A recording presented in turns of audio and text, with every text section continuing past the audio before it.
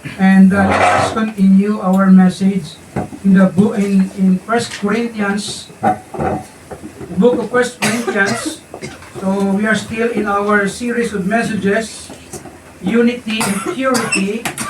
And last Sunday, Pastor Jeff talks about the right regard for the ministers. Ang tamang pagbigay ng galang sa mga ministeryo or ministers. It talks about the pastors or workers in the church. Pastors, missionaries, and the rest who serve the Lord, especially in the context of preaching and teaching of the Word of God. So, yan pa rin ang message natin for this Sunday.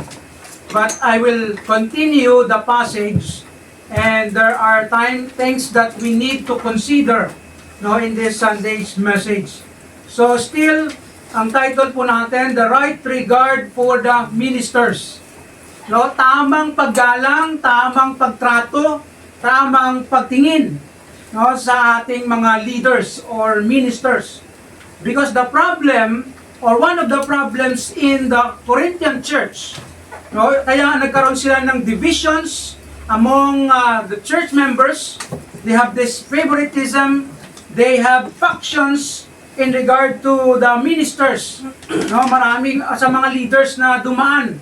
At saka kung maalala po natin yung kanilang mga expression na sinulat ni Paul, sabi niya, kaya Apollos ako, kay Cephas ako, kay Paul ako, kay Christ ako. So that is the problem, or one of the problems in the church, that Apostle Paul wants to be, to correct it and to help them to understand na kung ano ba dapat ang ating trato, ang ating pag-respect, or pagtingin sa mga ministers. Pag sila pastors, missionaries, sa kanila apostles, and mga leaders in the church. So, yan pa rin yung message natin. And last time, the question was why we must give high regard and a right regard for the ministers. Bakit? So, I sum up the message of Pastor Jeff last time. Ito yung mga highlights. Because of God's will.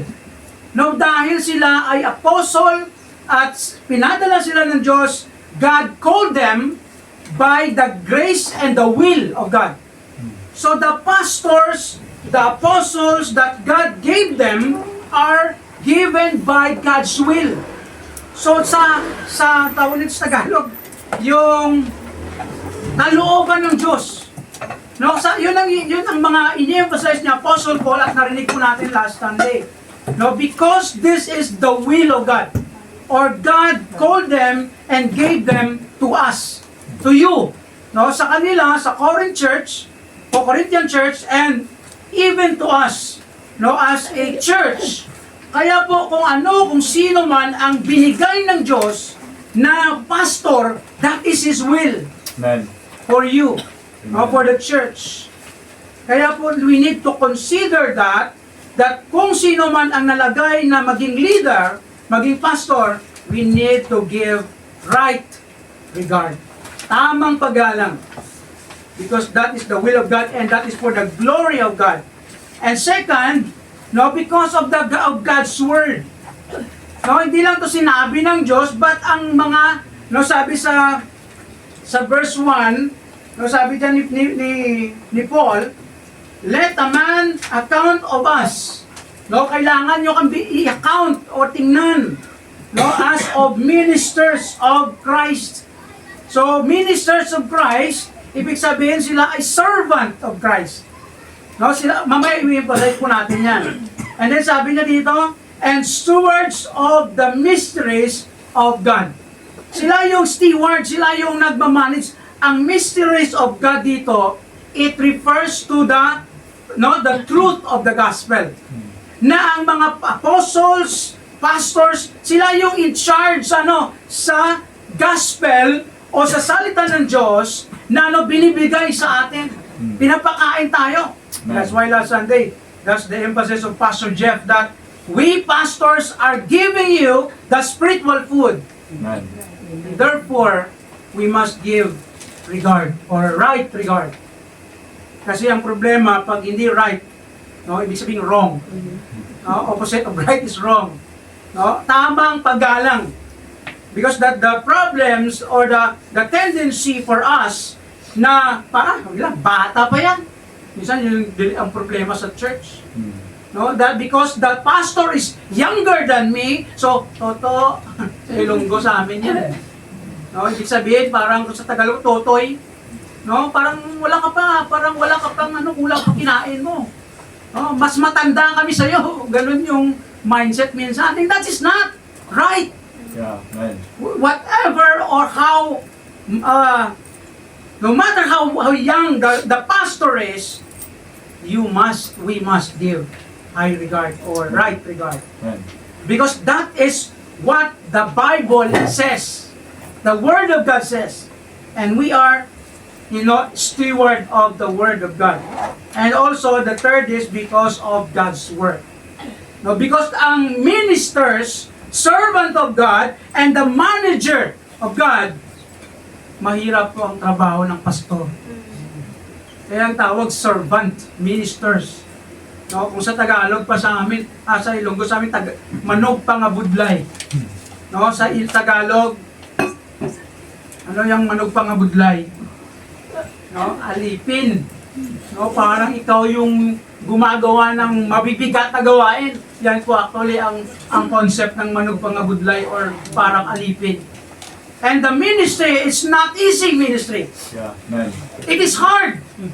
Kaya we need to give right regard to the ministers. Whoever God gave the church, that is the work and that is what God gave us. Kaya alam niyo po minsan, ang isang church, pag yung, depende yan, may mga pastor naman na hindi ganun ka-responsible, hindi sila ganun ka-active. And the reason why na sometimes the church is getting weaker or even nagiging complacent and sometimes nagiging nasira na lang. You know what? It is not all about the leaders. And there are times the problem is not the leaders but the members. Either way or both. Yun po actually ang facts doon. Kaya po as a church, if you want your pastor to be encouraged to serve more, regard your pastor. Amen. Kasi ang pastor, pag hindi nakikita nirespeto siya, buhay niya siya. Minsan ang effect na ganun eh. No? The reason sometimes ang mga pastor naging tamad because hindi nabibigyan ng tamang respeto. We are not saying and we are not begging for respect. But we are saying that we need to follow the Word of God. Amen. Kung ano man sinabi ng Bible in regard to respecting, giving regard the leader, the minister, we need to follow it. Because if we don't, the church will suffer. Kaya po we need to consider that. And that's what Paul is telling and saying to the church. And it must be ours. Hindi lang to para sa Corinthian church, para to sa lahat. Yeah, amen. Ng mga Christians. And the second question that we are going to answer in this message, makikita niyo po sa outline natin, how to give right regard to the ministers. Hindi lang ito why, bakit, but also paano natin to gawin. Kasi minsan, pag hindi po natin alam kung paano tayo magbigay ng tamang respeto, mawawalan tayo sa tamang landas. O mawawala tayo sa tamang landas. Kaya nagkakaroon minsan ng problema ang pastor, ang church, kaya dahil sa misunderstanding or misapplied na mga bagay. Kaya ito nangyari kay Apostle Paul and to the rest of the church at Corinth na nagkaroon ng mga problema na ganito because iba-iba ang kanilang pagtrato sa mga pastors and ministers or missionaries. To Paul, to Apollos, to Cephas or Peter, and to the rest. So na-mention na yung tatlo ng mga kilala nila. So, how to give right regard. Number one, consider their position. I-consider po natin ang posisyon ng mga ministers. Kaya sabi ni, balik tayo sa verse 1, sabi ni Paul, sabi niya, let a man so count of us, he's referring to himself, to Apollos, to Cephas, or to the rest of the ministers, as of the ministers of Christ. I-consider nyo kami na ministers or servant of Christ. Kaya yan po ang isa sa mga tingnan po natin na posisyon ng pastor. Servant ni Jesus yan. Amen. Hindi servant ng church yan. Yeah. Amen. Kasi yung thinking minsan ng itong problema minsan sa mga churches, sa mga leaders, si pastor yan, bahala siya na, siya na maghirap, siya na gumawa ng lahat, servant yan eh. Although sabi natin may sense yan, pero misconception or misapplied. Ang pastor is servant of Christ. Yes, the pastor is a minister, he must serve. Yes, that's correct. But he should not be controlled. Natindihan po natin? Alam niyo ang problema minsan sa practice ng mga churches. Ng pastor parang ginagawang empleyado. Naintindihan po natin? Hindi, ayaw na naman yan. Sipain na yan. Parang ganun yung concept. Yan ang disadvantage ng mga practices minsan. Mayroong advantage, mayroong disadvantage. And minsan misunderstood ang position or status ng pastor or ng missionary or ministers. Kaya si Paul, ina-emphasize niya dito that i-consider, tingnan nyo kami na that we are the ministers of Christ. Yan lang sinabi sa verse 1. Alam niyo, ang ibig sabihin niya ng ministers is under rower, in the original language, yung parang yung barko na merong yung nagsasagwal. Sila yung para mag-move ang barko. And under Christ, they are serving, and that's why sila ay nagsiserve, and sila yung nagdadala sa barko. Yun po actually ang concept ng ministers or servants. Meron pang ibang term na ginamit sila, Apostle, dolos. Pag sinabi mong servant, dolos, wala kang right of yourself. Your right is only God or Jesus Christ. Wala ka nang ibang sundin kundi si Jesus. Yeah. Amen. And that's the truth in the Bible. Kaya po ang pastor, siya ang servant, parang mababa yung pag sinabi servant, parang lowest o pinakamababang posisyon sa tao. Pero sa Diyos, yan ang pinakamataas. Kaya may ginamit siya na another word, but we will go first in sa Colossians chapter 1 verse 25. Ano sabi ni Paul dito sa church at Colossae? Whereof I am made a minister. Ginawa akong minister. Sino yung naggumawa sa kanya? Ang Diyos. He was called by Jesus Christ. He was made by Jesus Christ a minister, a servant, according to the dispensation of God, yung pagbigay ng blessing ng grace which is given to me for you. I am made the minister for you, para sa iyo, sa inyo. You to fulfill the word of God. Para Ilonggo kasi naisip ko matuman or para yung salita ng Diyos ma-fulfill sa inyo, sabi ni Paul. Kaya po tingnan po natin. The servant, isa yun sa sinabi ni Paul na purpose dyan is para ang church, wag maging, kasi nga nagyayabangan sila ng leaders. Si Apollos lang akin bahala ka si Paul. Hindi ganun eh. Kaya sabi ni Paul, we are all servants of the Lord Jesus Christ. Parehas kami. And then secondly, not only servants of Christ, but stewards of the church. Pag sinabi natin church, it refers to you. It refers to your need, to your spiritual life. Kaya sabi sa verse 1, balik tayo, stewards of the mysteries of God.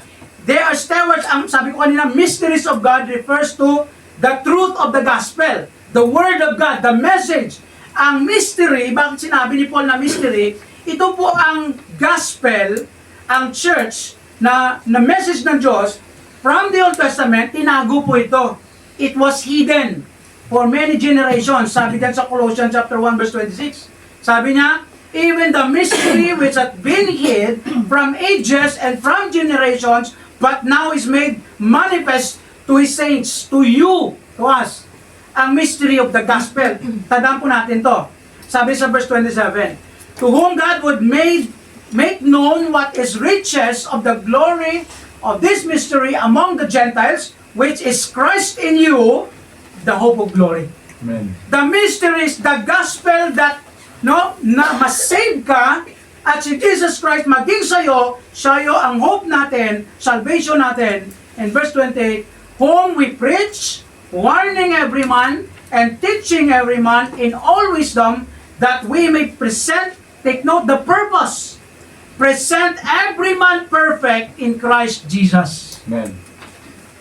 The pastor, the minister, is the steward of your spiritual life.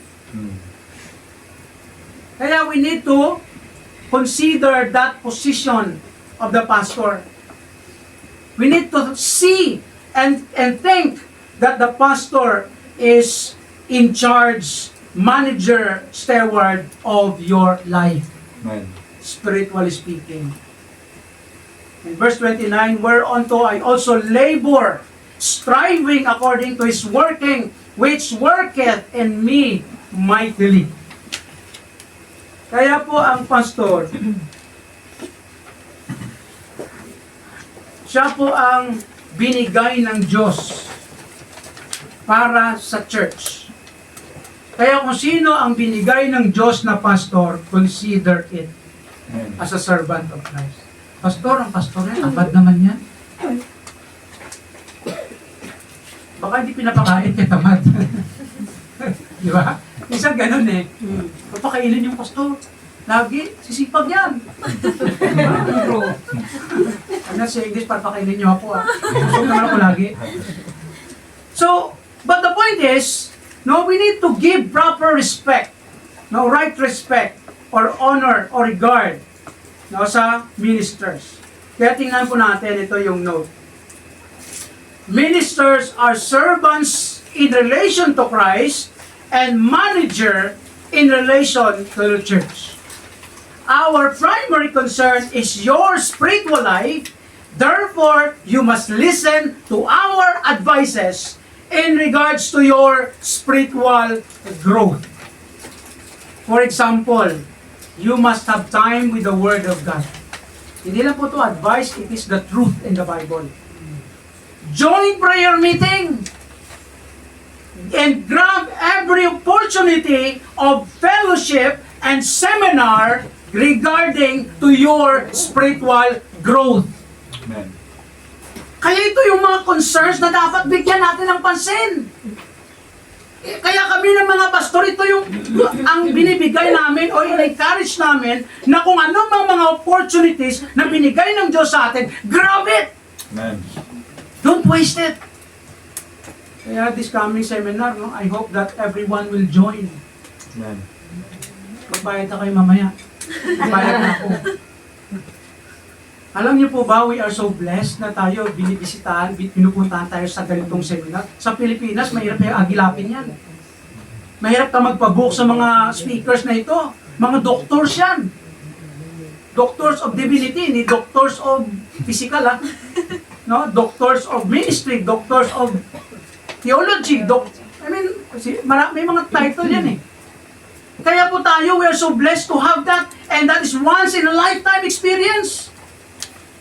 Hindi mo makikita sa iba yan, or hindi mo parang, although maano mo siguro in another way, but as long as you have that opportunity, grab it.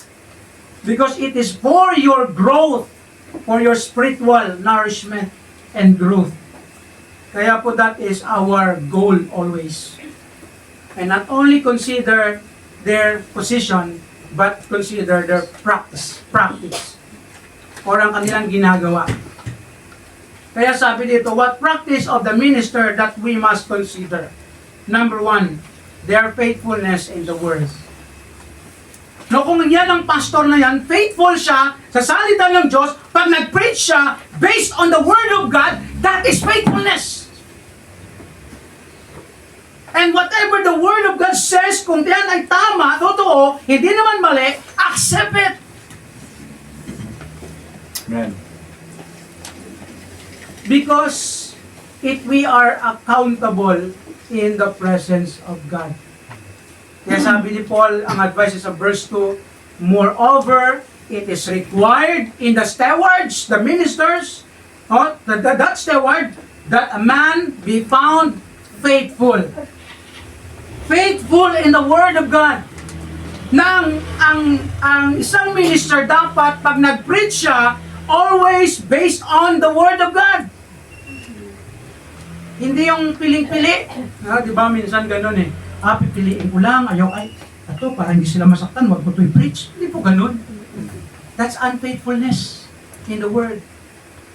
Kaya ako, I always says to you na, I like to, ang sa akin, mas prefer ako sa series. Para walang critics. Si pastor nagpatama na naman, pinili yung verse na yon. Series na nga, pinili pa. Kung yan ay nagkataon sa time, sa passage, and sa day, sa situation, sa circumstance, that is God's will. Amen. Kasi alam nga, skip ko ibang verse. Kaya ako mas prefer ko yung series para at least ang criticism of parang gamitin sa hindi maganda, ma-avoid. Kung meron man, wala na akong magagawa dun. Because I am doing what God wants me to do. I want to be faithful in the Word of God because that is our accountability. Kaya that is our requirements as the minister of God. Faithful in the Word, and that's why the pastor must study, must prepare the message, must give the message clearly and biblically. So, hindi lang based on my experience. Sabi niya, Pastor Jeff, di ba? Yung mga experience, yung delikado yan. Naginip ako, ito. That's something questionable. But we must rely on the Word of God. And not only faithfulness in the Word, but also faithfulness in the Word. Kaya dito, makikita natin, sabi ni Paul sa verse 3, sabi niya dito sa mga Corinthian church o sa mga Christians, kasi not all Christians in Corinth na gusto si Paul. There are some that dislike Paul, kung maalala po natin. Ayaw nila kay Paul, gusto nila si Sipas. Ayaw nila kay Paul, gusto nila si Apollos. May mga Christians doon na wala yan si Paul. No? Baka may mga criticism pa sila kay Paul. Kaya sabi ni Paul, but with me, it is a very small thing that I should be judged of you. Kung ano mga judgment nyo sa akin, wala akong pakialam. Sabi ni Paul. Small things. Or of man's judgment, yea, I judge not my own self. Even myself, I did not judge. And then sabi sa verse 4, tingnan po natin, for I know nothing by myself. Parang, kung titingnan mo yung praise ni Paul, sabi niya, hindi niya kilala sarili niya? No, hindi po ganun. He's referring that whatever you say to me, your critics, your judgment, kung ano man sinasabi niyo, I don't know that. Hindi sabi niya, yet am I not hereby justified? Is something that justified ba ako dito? Of course not. Sabi niya, but he that judgeth me is the Lord. Sabi ni Paul, my conscience is clear, even though it's clear, but I'm still not innocent. And still, God is the judge in me. The Lord is my judge. Kaya po itong sinabi niya, He's telling the Christian church. I'm doing my best. I'm serving the Lord and serving you. Whatever you say to me, so be it. Kaya po ang isang minister, o siya ay gumagawa lang naman ng tama or ng ministry, especially ang faithfulness, makikita po sa kanya. That will be a blessing. Kaya sabi dito ni Paul sa 2 Corinthians, sa next na letter, chapter 6 verse 4. Sabi niya, but in all things, approving ourselves as the ministers of God, in much patience, in afflictions, in necessities, in distress, and marami po siyang inelaborate dyan na mga mahirap na bagay na na-experience nila, but it proves their faithfulness sa Panginoon at sa ministry. Kaya po, as a Christian, kung nakikita po natin that your pastor or the leader is just doing, hindi naman perfect ang pastor, hindi naman perfect, there's no perfect leader, pastor, or minister. Sometimes, along the way, maybe we fail.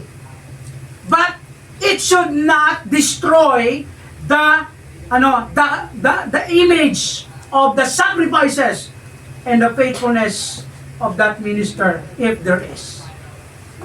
Kaya po pag makita po natin that your pastor, the pastor is sacrificing for you, it is best that we consider that. And we need to give high regard or respect. Here's our note from that point. Faithful ministers are worthy to be respected and to receive high regard from the church. Amen. We are not begging that, actually. No, we are not saying na parang entitled kami. No, it is what God says. Kaya po ito po ang role at saka responsibility ng church for the leaders. And therefore, let us not forget the faithfulness and sacrifices of our ministers and leaders in the church. We're not saying that you will recognize us, you will need to praise us. We don't say like that.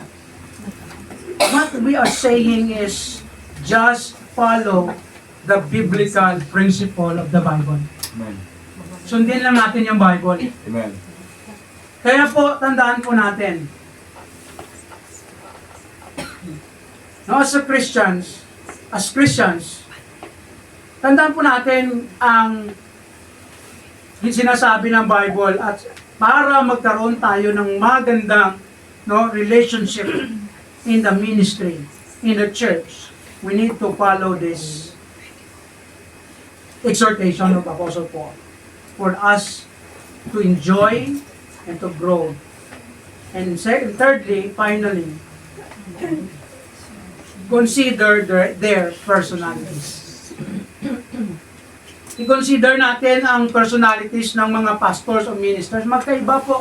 Tandaan po natin, pastors, ministers, missionaries have different personalities. Kaya dito si Paul, kinakriticize niya or binibigyan niya ng advice or exhortation or correction ang church. Kaya sabi niya sa verse 5, of course, number 1 dyan, paano natin ito ma-consider ang personality, paano natin magagawa, don't be condemning toward the minister. Pag po tayo maging judgmental. No, kasi judgmental, si pastor, yan. Diba? Delikado po yun. Kaya diba sabi niya sa verse 5, tingnan niyo sabi sa verse 5, therefore judge nothing before the time. Huwag kayong manghusga. Anong time yan? Until the Lord come. Yan ang judgment seat of Christ. Sabi niya, who both will bring to light the hidden things of darkness. Siya naman magpapakita kung ang motibo ng pastor na yan, masama. Yeah, amen. Kung ang motibo ng pastor na yan, para lang makagain o whatever, darkness. No, kung sa mga ginagawa niya, bahala ng Panginoon dyan. And will make manifest the counsels of the hearts. Ang i-reveal ng Diyos yan later on sa judgment seat, and then shall every man have praise of God. Kaya po, sabi ni Paul, kung ano man ang ginagawa ko, Bahala na si Lord. Kaya huwag tayo maghusga sa mga habang wala pa yung time. Because ang Diyos ang judge natin. Kaya sabi sa Romans chapter 14 verse 4, sabi niya, Who art thou that judgest any man's servant? To his own master that he standeth or falleth. Yea, ye shall hold him up, for God is able to make him stand. He's referring to the relationship of the servant and God. And then sabi sa verse 10, jump tayo. But why dost thou judge thy brother? Hindi lang to sa minister, but sa kapatiran. Or why dost thou set at a note thy brother? Or for we shall all stand before the judgment seat of Christ. Lahat po tayo tatayo sa harap ng Diyos, Amen. ni Jesus Christ. Kaya sabi niya, huwag tayong manghusga sa mga, especially kung ano man nakikita natin na personality. Especially sa mga leader. Ganun yun sa Church of Corinth. And verse 13, sa Romans chapter 14, Let us not therefore judge one another anymore. Wag na tayo, actually sinasabi ng husga dito, yung nagbibigay tayo ng yung condemnation. Kahit walang ebidensya. That's judgment, wrong judgment.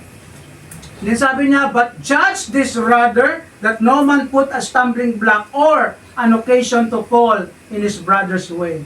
Kaya po tayo, we need not to be stumbling block.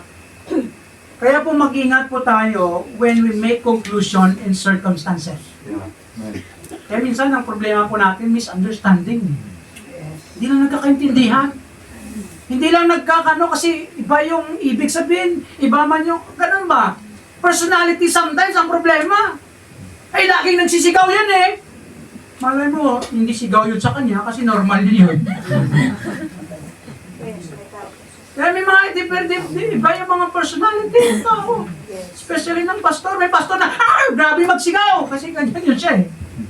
Kasi minsan ako nasisigaw, minsan hindi. Kaya po, we need to consider na ang mga ministers, iba-iba.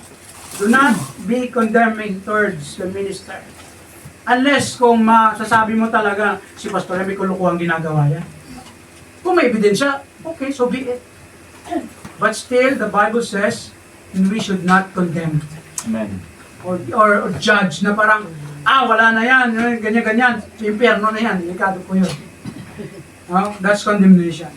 Because it is still God who will, especially in the context of ministers and in the context of the church. Kaya po tayo, as a Christian, ang consideration po natin is, iba-iba po ang personality ng pastor. Kaya sabi ni Paul dito, and secondly, finally there, do not be comparing toward other ministers. So nasabi na rito ni Pastor Jeff nung last Sunday. Kaya wag po tayo magkumpara-kumpara ng pastor. Si pastor na yon, ang galing kumanta yun. Si Pastor Ken, mayabag yan. Nakakasira yan pakinggan pag kumanta. Si pastor yan, talagang pag nag-preach yun, talagang buhay na buhay ako! Kasi pastor yan, natutulog ako lagi. Kaya alam mo yun, that's the, sometimes though you are giving comparison, and we have different personalities. Yeah. Amen. Kaya kung sino yung pastor, siya yun. Siya yung binigay ni Lord, okay, makinig tayo. Especially when we preach the Word of God. Amen. When we say the Word of God. When we use the Word of God to give advices, comfort, encouragement, challenge, just listen to the message. Amen. And don't compare. Especially sa ministers, iba-iba po ang spiritual gift namin, na mga pastor. Meron naman sometimes pare-parehas o similar gift, pare sila magaling mag-preach. Meron naman pare sila magaling kumanta o magaling mag-play. Kasi may mga pastor talagang galing-galing magaling na magkanta, magaling pa mag-play ng music. Diba? May-inspire kayo. Si Pastor Ken, hindi ako na-inspire dyan. Kasi hindi marunong magkanta sa music. Pero sa preaching, okay ako. I mean, nakapag-preach ako.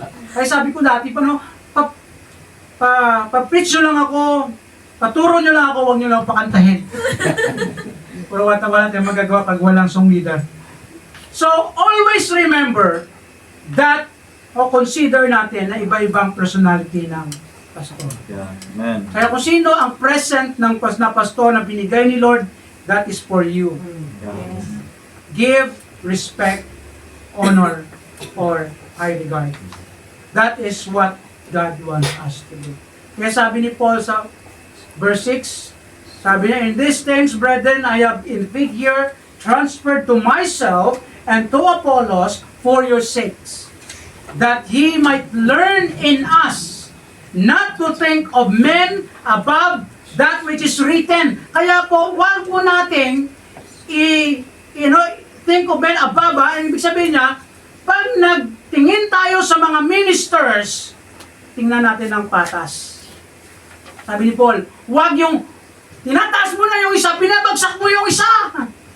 Hindi po ganun, sabi ni Paul. Kaya sabi niya, sabi niya, ang dapat mag-learn kayo sa amin at wag niyong isipin, tingnan na ang tao above to what which is written, kung ano lang yung nasabi ng Bible, yun lang, and that no one of you be popped up, maging sumabog, hindi, ano ba yun?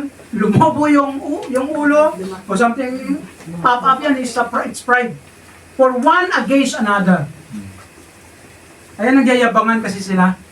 That's the problem. Nagko-compare. Si Apollos, ang galing-galing ko mag-preach. Si Paul. No? Ano na siya? Nang tahimik o something like that. So, yun ang ginagawa nila. And that sabi ni Paul, don't compare. Amen. Kaya alam niyo po, pag lagi po tayo nagko-compare ng pastor, yan po tayo nagkakasala, nagkakamali. Kaya minsan, ang mga Christians, pag sila ay nagkaroon ng favoritism, loyalty to pastors or to ministers, pag wala na yung pastor o minister na yan, hindi na mag-church yan. Kasi gusto ko sa kwan lang wala na siya, di alis na rin ako. Ganun yung nangyayari. And that, it should not be in the Christian life. Because kung sino ang binigay ni Lord in that present life, so be it. Respect it. Because that is what God wants us to do. In final verse, for Romans 12 verse 3, for I say, through the grace given unto me, that to every man that is among you, not to think of himself more highly than he ought to think, but to think soberly according as God hath dealt to every man the measure of faith. Magkakaiba po ang level of spiritual life natin ng mga pastor. Personality, spiritual life, experience, magkaiba po yun. Kaya we must not compare, bragging others against another, para magkaroon tayo ng magandang relationship sa ating ministry. And take note of this. Ministers or pastors have different personalities and the way they preach or teach. Therefore, let us stop playing favorites and being critical toward other ministers or even towards our brethren. Huwag po tayong maging critical. When we're saying critical, yung parang sobra ka ng critical na, lahat na yung, kasi dalawang critics na sinasabi, constructive and destructive. Merong critic, nagko-correct ka o nag-critics ka for good. Diba? Sis, parang hindi maganda tingnan, ibahin natin. Constructive po yun. Ang destructive, pangit yan, wala yan. Destructive po yun. Ibig sabihin, nag-criticize ka para sirain na lang talaga. Yan yung destructive criticism. And we should not be like that. Kung meron kayong critics, sabihin po natin, Pastor, ang ingay-ingay mo mag-preach, pwede dandanan mo na lang konti. Sakit sa tenga. Yun ang maganda ng critics, constructive. Here's our reflection from this. How is your regard to your pastor in the church? Kamusta ang pagtingin nyo sa pastor? Ang pastor ba yun, blessing o burden to you? That's the question. Am I a blessing and a burden to you? pastor, burden ka sa akin. Do you see the faithfulness and sacrifices of your pastor in the church? May mga sakripisyo ba na binibigay ang pastor na yan? O puro na lang tulog yan? Wala nang ginagawa. Di ba? So tandaan po natin, tingnan po natin yan. And do you accept and consider the kind of pastor God gave you? Kino-consider ba natin yan na binigay ni Lord sa akin yan? Sa akin yan. As a Christian, we need to follow the principle of the Word of God, especially this matter of giving regard to the pastor or leaders. Shall we pray?